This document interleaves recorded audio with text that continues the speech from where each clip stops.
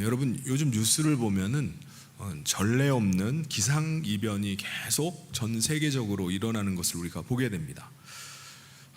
전 세계적으로 한쪽에서는 폭염이 일어나고 다른 한쪽에서는 또 큰 비가 내려서 홍수가 진다는 뉴스를 보게 됩니다. 특별히 산불이 계속해서 발생하면서 어마어마한 면적의 땅들을 태우고 있는 것을 보게 됩니다. 지금 캐나다 서쪽 지역에 수백 곳에서 동시다발적으로 산불이 일어나서 꺼지질 않고 지금 계속 타고 있습니다. 그래서 수만 명이 대피를 하고 있다고 합니다. 미국은 얼마 전에 하와이의 마우이 섬에 산불이 났죠. 캘리포니아 이 지역에도 자주 산불이 나는데 하와이에 있는 한 섬에 그 마우이 섬에 산불이 나서 건물 2천여 채를 싹 다 태워버립니다. 이 산불로 죽은 사람만 100여 명이고 실종자 아직 찾지 못한 사람들이 1000여 명에 이른다고 합니다. 몇 해 전에 호주에서 일어난 산불을 혹시 기억하십니까? 2019년 6월에 산불이 나가지고 11개월 동안 꺼지지 않고 호주 전역을 태웠습니다. 그래서 2020년 5월까지 거의 1년 동안 불이 나서 우리나라 면적의 2.4배가 되는 땅을 태웠습니다. 이런 일들이 자주 일어나면은 우리는 뭐라고 하죠? 기후변화라고 이렇게 얘기를 합니다. 지구의 평균 기온이 점점 올라가면서 전 지구적인 기후의 패턴이 바뀌고 있다라고 얘기를 해요. 우리 믿는 사람들은 이런 현상을 보면은 어떤 생각을 하죠? 말세가 되었나? 예수님께서 다시 재림하실 징조인가? 라고 이런 생각을 하게 됩니다. 여러분, 예수님께서는 마지막 때에 대해서 어떻게 말씀하셨죠? 예수님께서 예루살렘 성전에 제자들과 함께 계시다가 이제 성전에서 나오시게 되었어요. 제자들은 당시에 46년 동안이나 건축이 되었고 또 계속 건축 중이었던 헤롯 성전을 보면서 감탄을 금하지 못했습니다. 와, 정말 어떻게 이렇게 성전을 크고 아름답게 지을 수 있나? 이 성전을 누가 지은 거죠? 당시에 유대의 왕이었던 헤롯 대왕이 자신이 이제 에돔 족속이었어요. 이방인이었습니다. 그런데 유대의 왕이 된 거예요. 그래서 유대인의 환심을 사기 위해서 스룹바벨 성전을 대대적으로 보수를 해가지고 정말 어마어마한 규모의 성전을 지었습니다. 이게 헤롯 성전이었어요. 그런데 예수님께서는 제자들의 그 감탄을 듣고서 뭐라고 말씀하시죠? 돌 하나도 돌 위에 남지 않고 다 무너질 것이다. 이 성전이 완전히 무너질 것이라고 이렇게 말씀을 하시는 겁니다. 예수님께서 이렇게 말씀하셨던 뜻은 뭐죠? 이제 예수님께서 대속의 은혜를 십자가 위에서 대속의 은혜를 베푸심으로 말미암아 예수님을 믿고 영접한 자들을 성전 삼으셔서 예수님께서 그들 안에 거하시겠다는 거예요. 이 돌로 지어진 건물 안에 거하시는 것이 아니라 예수님을 믿는 자들 안에 성전 삼으셔서 계시겠다라는 의미입니다. 그래서 상징적인 의미로 이 헤롯 성전을 완전히 아랫 성전이 완전히 다 무너질 것이다 라고 말씀하신 거예요. 그런데 예수님의 말씀의 의도를, 그 의미를 깨닫지 못했던 제자들은요, 예수님의 이 돌 하나도 돌 위에 남지 않고 다 무너지리라 이 말씀에 할 말을 잃어버렸어요. 왜 그런 거죠? 아니 46년 동안이나 지은 정말 실로 그 위용이 어마어마한 이 성전이 무너진다는 것은요, 상상을 할 수가 없는 일입니다. 그래서 그냥 할 말을 잃었어요. 그러다가 그들이 예수님과 함께 감람산에 도착하자 그들이 어떻게 하죠? 제자들이 조용히 예수님께 물어봅니다. 예수님, 언제 성전이 무너지는 일이 일어나겠습니까? 아까 성전이 무너진다고 했는데 그게 언제입니까? 그러면서 그들은 선생님께서 다시 오시는 때와 세상의 끝날에는 어떤 징조가 일어나겠습니까? 라고 질문을 했어요. 제자들이 왜 이런 질문을 하는 거죠? 그들은 성전이 무너지는 것은 말세의 때에나 일어나는 것을 생각한 거예요. 그래서 예수님의 재림의 때와 세상 끝날에 있을 징조가 어떤지에 대해서 물어본 겁니다. 그러니까 성전이 무너지는 때가 마지막 때라고 생각한 겁니다. 예수님께서는 그들의 그 질문에 제일 먼저 말씀을 하십니다. 먼저 너희들은 어느 누구에도 미혹되지 않도록 하라 라고 말씀하셨습니다. 그러니까 미혹하는 자, 이런 자들이 마지막 때에 일어날 것이라는 거예요.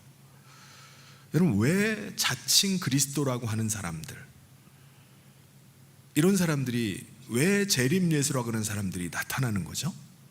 왜냐하면요, 마지막 때가 되면요, 전쟁의 소문이 들린다는 거예요. 전쟁의 소식이 들리기 때문에 이런 자들이 일어난다는 것입니다. 여러분, 전쟁의 소문이 들리면 사람들의 마음이 어떻습니까? 두려움을 느껴요. 어디 가까운 나라에서 전쟁이 일어날 거다라고 해도 이거 전쟁이 우리나라까지 영향을 미치는 거 아니야? 라고 해서 두려운 마음이 듭니다. 거짓 그리스도는요, 이런 분위기에 편승해서 두려움에 빠져 있는 사람들을 속이는 겁니다. 그래서 내가 재림 예수다, 마지막 때다, 내 앞에 다 나를 경배해라 라고 속인다는 것입니다. AD 66년에요 유다 백성들은요 로마로부터 독립을 하기 위해서 반란군들이 일어났어요. 나라의 독립을 위해서 싸우고자 하는 사람들이 막 일어나서 유대와 로마 간의 전쟁이 계속 일어났습니다. 제일 절정은 유다의 그 반란군들이 AD 70년에 성전을 차지했어요. 거기서 이제 로마를 상대로 해서 성전을 요새를 삼아서 이제 전쟁을 벌인 겁니다. 여기에 로마 군대가 분노를 했어요. 그래서 군대를 이끌고 티투스 장군이 이끄는 군대가 로마 성전으로 들어가서 그 성전을 거기 있던 사람들을 다 학살을 하고 성전을 무너뜨리고 불태워버린 겁니다. 돌 하나도 돌 위에 남지 않고 다 무너뜨렸어요. 지금 통곡의 벽이라고 하는 성전 서쪽 벽이 일부가 남아 있습니다. 그래서 지금도 유대인들이 그 통곡의 벽 앞에서 남아있는 성전의 일부에서 그들이 다시 하나님의 성전이 지어지기를 기다리면서 기도를 해요. 여러분, 그 당시에도요 유대와 로마 간에 전쟁이 벌어진다는 이 소문이 막 나기 시작하니까 사람들이 막 두려움에 휩싸이는 겁니다. 그때 누가 나타나죠? 예수님이 말씀하셨던 대로 거짓 그리스도들이 나타나는 거예요. 거짓 재림 예수가 나타나기 시작합니다. 그래서 두려움에 빠져 있는 사람들을 속였어요. 그런데 예수님 뭐라고 말씀하시죠?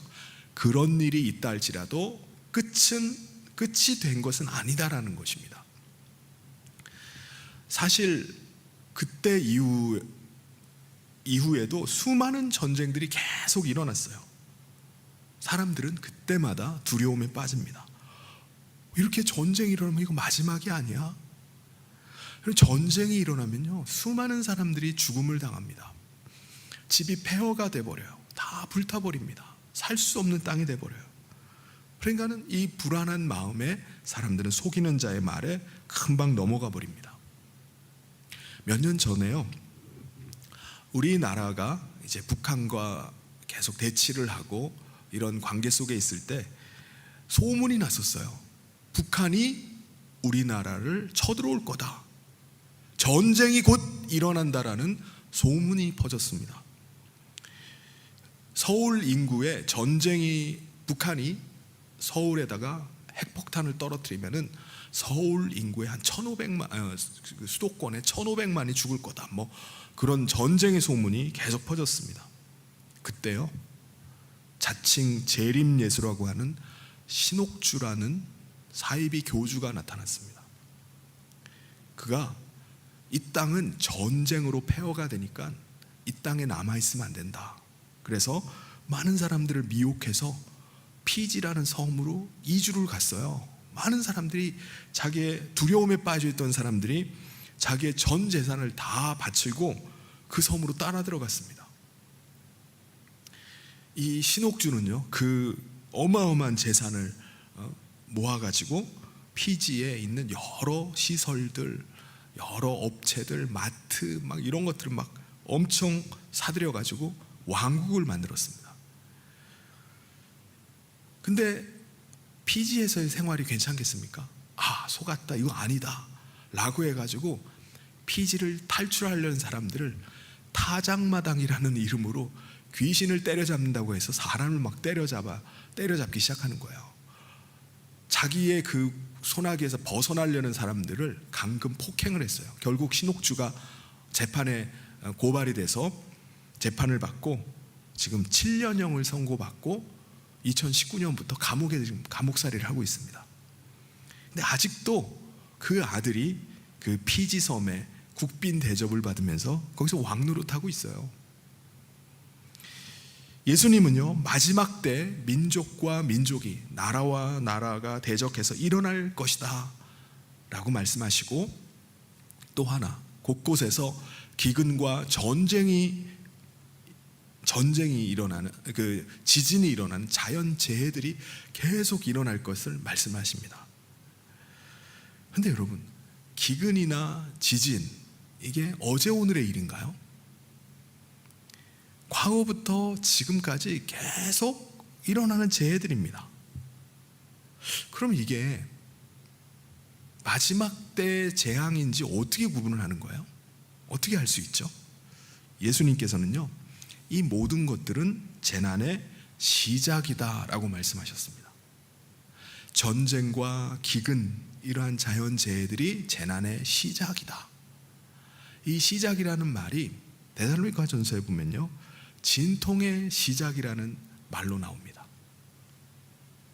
산모가 아기를 낳을 때 진통을 먼저 하죠. 그냥 바로 나오는 경우는 없습니다. 진통이 있습니다. 애가 나올 때 사인을 보내요. 진통이 시작이 되면 그게 이제 시작입니다. 진통이 됐다고 해서 바로 나오는 게 아니라 그때 이제 출산의 시작입니다. 해산의 시작이에요. 저희 막내 하성이를 낳을 때 집사람의 진통이 왔어요. 이 정도 진통이면은 이제 해산의 때가 가까웠겠지 하고 1시간 반인가를 차를 몰아가지고 조산원을 찾아갔습니다. 근데 조산사가 집사람을 보더니 이 정도 진통이면 아직 멀었다는 거예요. 아주 심한 진통이 오면 그때 다시 오라는 겁니다. 그래서 할 수 없이 또 1시간 반을 또 돌아가가지고 진통이 더 심해질 때까지 기다리는 거예요. 기다리니까 진짜 진통이 오는 거예요. 이건 진짜다 이거. 그래가지고 다시 또 1시간 반을 몰아가지고 조산원을 갔어요. 근데 가는 길에 진짜 나올 것 같은 거예요. 그래가지고 그냥 막 과속을 해가지고, 조산원 차 안에서 나을 수는 없잖아요. 그러니까 있는 대로 밟아가지고 조산원을 갔더니 불과 한 10여 분 만에 났어요. 진통의 시작이라는 말은 진통의 강도가 점점 강해져 갈 거라는 겁니다. 그러니까는 여러 가지 이 지진과 이런 기근, 이러한 것들이 계속 일어났지만 그게 어제 오늘 맨날 일어나는 일이 아니라는 거예요. 그게 진통의 강도가 점점 세진다는 겁니다. 그러다가 진통만 있는 게 아니라 언젠가는 해산할 날이 있는 거예요. 마지막 때가 온다는 것입니다. 마지막 때의 징조 중에 하나는요, 사람들이 믿는 자들을 환난에 넘겨서 죽여버린다는 겁니다. 이게 마지막 때의 일이라는 거예요. 여러분, 모든 민족이 예수의 이름을 싫어하고 믿는 자들을 미워하는 때가 있을 거라는 거예요. 미워하게 된다는 거예요. 그때 믿는 사람들은 사람들이 미워하고 죽이고 죽이는데 막 내놓으니까 어떤 일이 벌어지죠? 믿는 자들이 시험에 빠지는 거예요. 죽임을 당하니까. 근데 그 믿어서 이거 개죽음 당하는 거 아닌가, 이런 생각을 해서 서로 배신을 하는 겁니다. 서로 다른 사람을 죽이려는 사람들이 내주고 배신을 해버려요. 그러니까 사람들이 믿지를 못해요, 서로. 그러니까 서로 미워하게 될 것이다 라고 말씀합니다. 그러한 일들이 일어난다는 거예요. 여러분, 역사 이래에 그러한 일들이 언제 일어났을까요?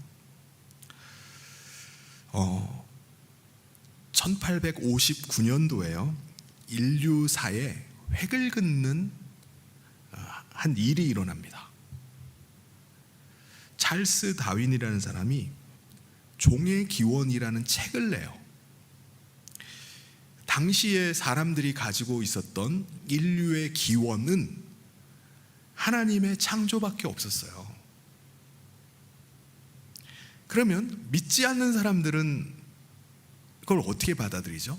인류의 기원을 어떻게 생각하죠? 생각이 없는 거예요. 그러니까 하나님을 믿든지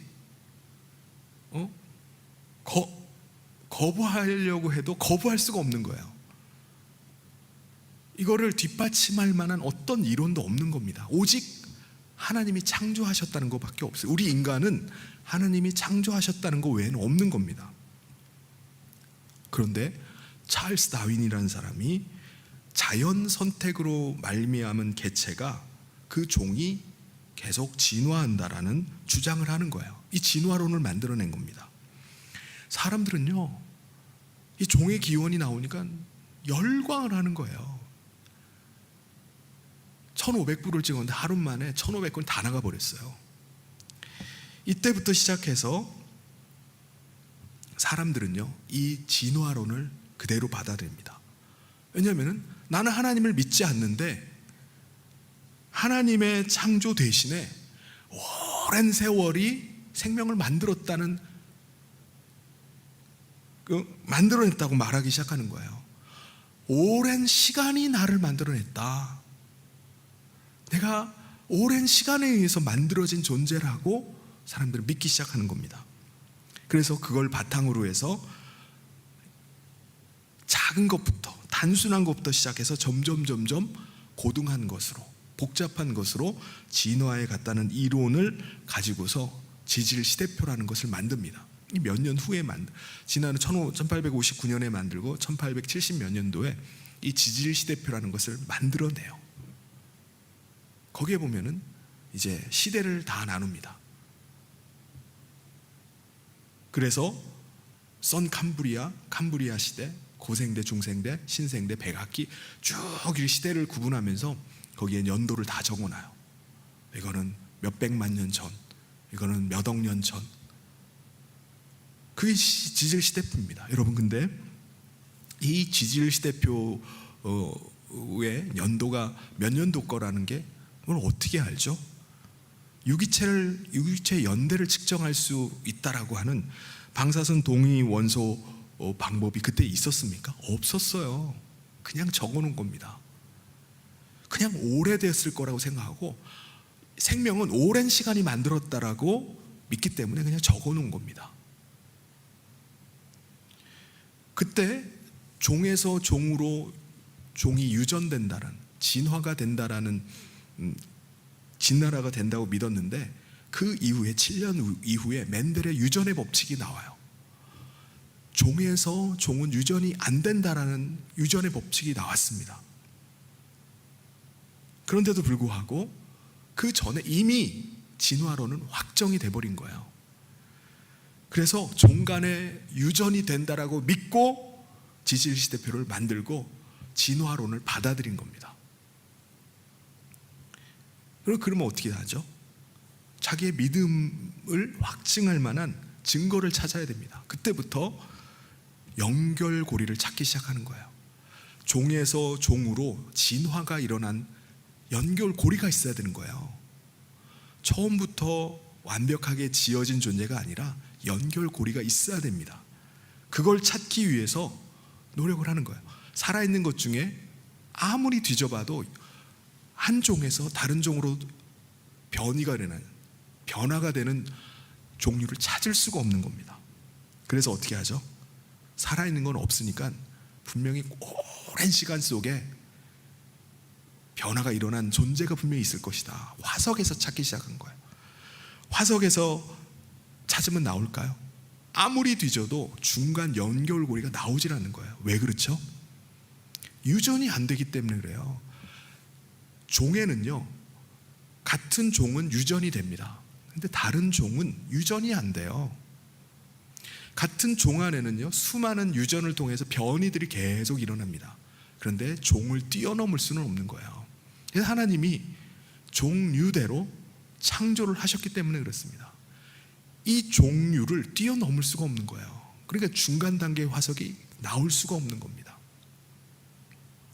그럼에도 불구하고 진화론을 믿는 사람들은요, 진화론은 믿지 않는 사람들에게 하나님을 대체할 수 있는 그들의 믿음이 되어버렸어요. 그리고 이 진화론은요, 관찰된 적도 실험된 적도 없는 겁니다. 그냥 믿음이에요, 믿음. 진화론이 나오기 전까지 우리 인간은 어떤 존재라고 생각했죠? 하나님의 형상을 닮은 존귀한 존재라고 생각했습니다. 아주 정말 귀한 존재예요. 이 세상의 많은 만물 중에 하나가 아니라 하나님은 특별히 하나님의 형상을 닮은 존재로 우리 인간을 지으신 겁니다. 그런데 진화론이 나오니까는 어떻게 되죠? 인간이 어떤 존재가 됐나요? 동물 중에 하나예요. 수많은 동물 중에 조금 진화가 더 된 존재일 뿐입니다. 인간이라는 존재는요, 수십억 년의 오랜 시간 동안에 그냥 지나가는, 그냥 아주 찰나도 안 돼, 눈 깜짝할 사이도 안 되는 수십억 년이 얼마나 깁니까? 그 눈 깜짝할 사이도 살지 못하는 존재일 뿐이에요. 그러니까 인간의 존재가 얼마나 미미합니까? 있으나마나한 존재가 돼버렸어요. 이 진화론에 영향을 받아서 나타난 사상이 있습니다. 이게 공산주의 사상이에요. 진화론이 나오고 나서 공산주의 이론이 나왔습니다. 공산주의자들은요, 인간의 생명을 물질의 하나로, 유물사관을 가집니다. 물질의 하나로 여겨요. 그러다 보니까 공산주의가 들어가는 곳마다 인간의 존재가 아주 하찮은 존재, 물질의 하나로 보는 겁니다. 공산주의자들은 자신들의 공산주의 사상을 받아들이지 않는 자들을 가차없이 숙청을 해버려요. 죽여버려요. 중국 공산당이 정권을 잡고 나서요, 8천만 명을 학살시켰습니다. 8천만 명. 우리나라 인구보다 더 많은 인구들 죽여버렸어요. 러시아의 레닌과 스탈린이 정권을 잡고 나서요, 1,100만 명을 학살시켜버립니다. 캄보디아의 폴포트가 정권을 잡고 킬링필드가 일어나죠. 자기 자국민의 4분의 1을 죽여버려요.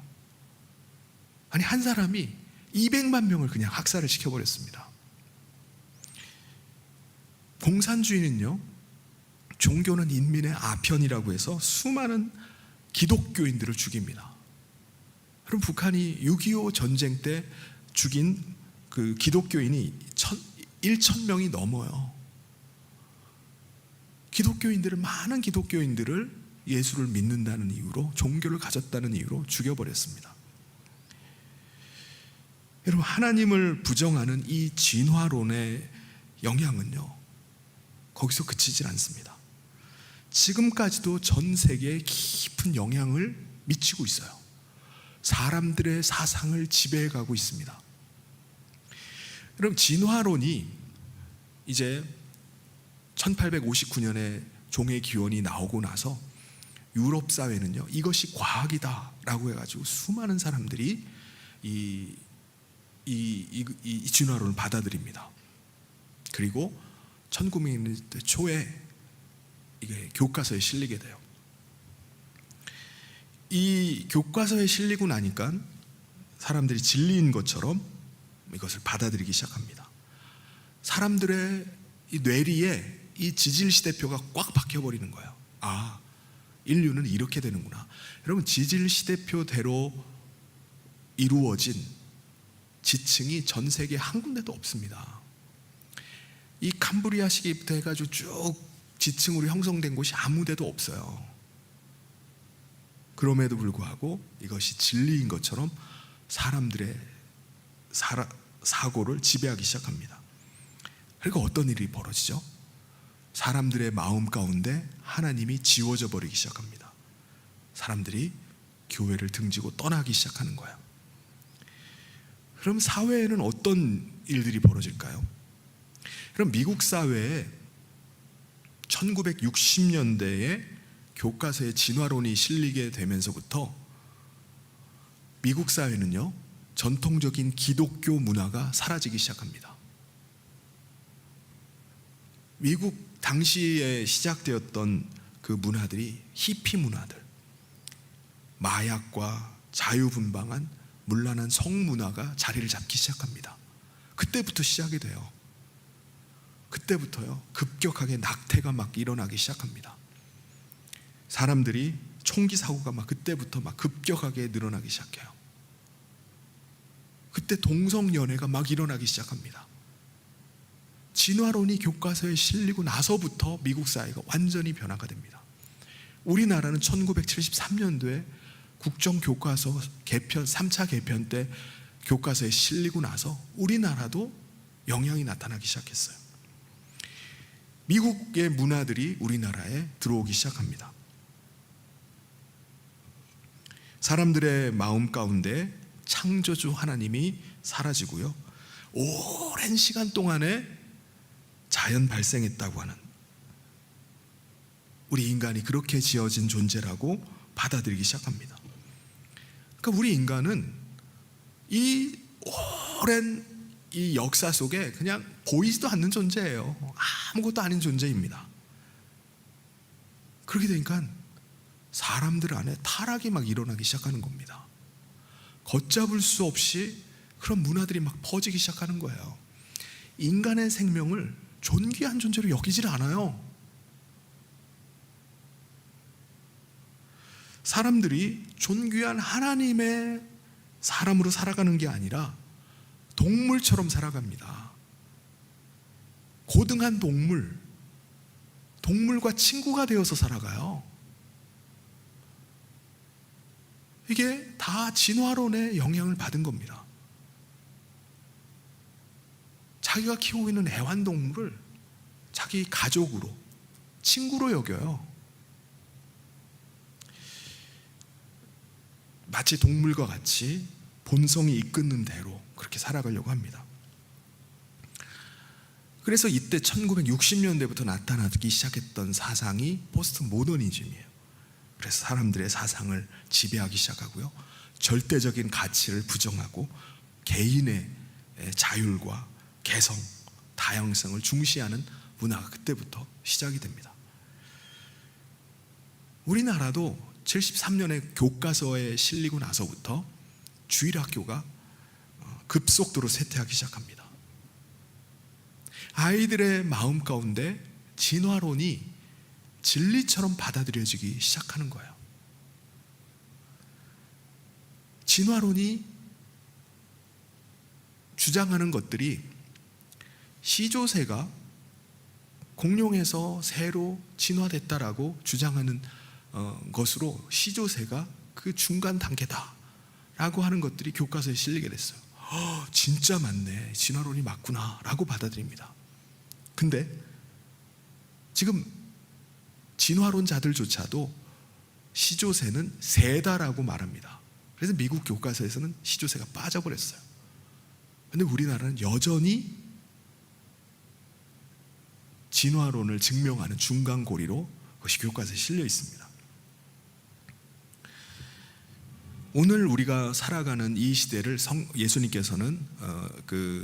예수님께서 말씀하신 그 시대가 있습니다. 12절에 보면은 불법이 많은 시대라는 말씀을 주님이 하세요. 저는 오늘 이 시대가 불법이 많은 시대가 아닌가 하는 생각이 듭니다. 불법이 뭐죠? 하나님의 뜻을 떠나는 거예요. 하나님의 뜻을 거역하는 시대가 불법의 시대입니다. 그러니까 사회가 어떻게 되죠? 불법이 많은 시대는 사랑이 식어지리라라고 말씀하십니다. 여러분, 하나님께서 창조하신 남자와 여자의 관계가 사라지고요,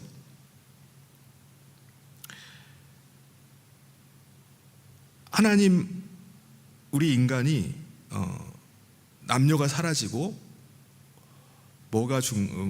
동등한 관계가 사라지고 페미니즘이 등장을 합니다.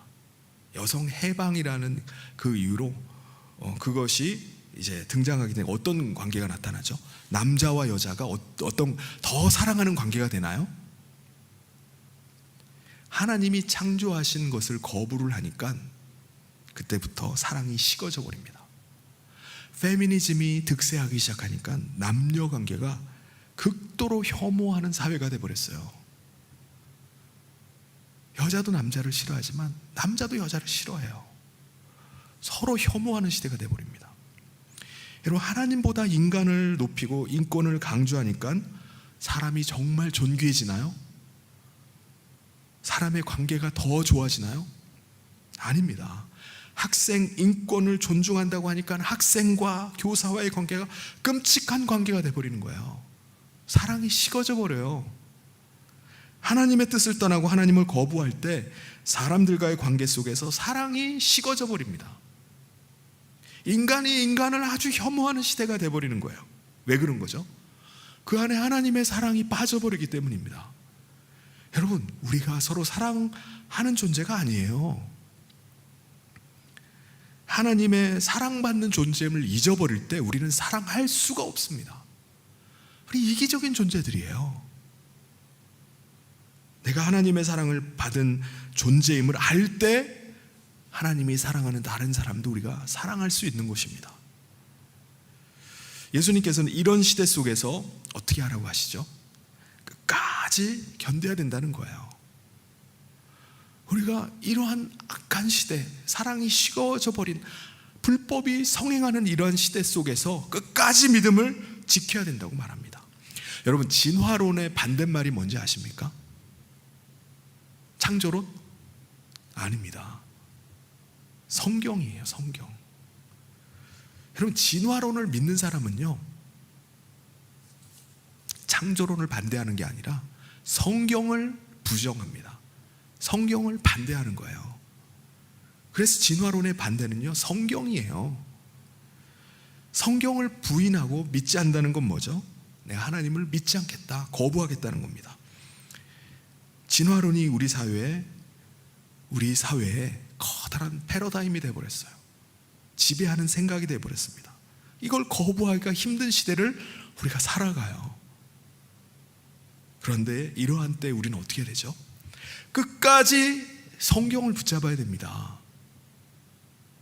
이걸 놓쳐서는 안 돼요. 자녀들에게 성경을 가르쳐야 돼요. 진리의 말씀에서 떠나지 않도록 해야 됩니다. 여러분, 진화론은 결코 관찰되거나 실험된 것이 아니에요. 그냥 그들의 믿음일 뿐입니다. 믿고 싶은 거예요. 하나님을 거부하기 위해서 그 대안으로 믿는 것입니다. 하나님을 거부하는 자들의 신앙이고 믿음이 진화론이에요. 그러므로 오늘 우리는 이 시대에 확고한 창세기 1장에 대한 믿음이 있어야 돼요. 하나님께서 태초에 천지를 창조하셨다는 그 믿음에서 우리의 신앙이 출발해야 됩니다. 여러분, 오늘 우리가 좋았던 때가 있을까요? 우리 인간이 정말 좋았었던 때, 그때가 언제일까요? 죄가 없었을 때가 있나요?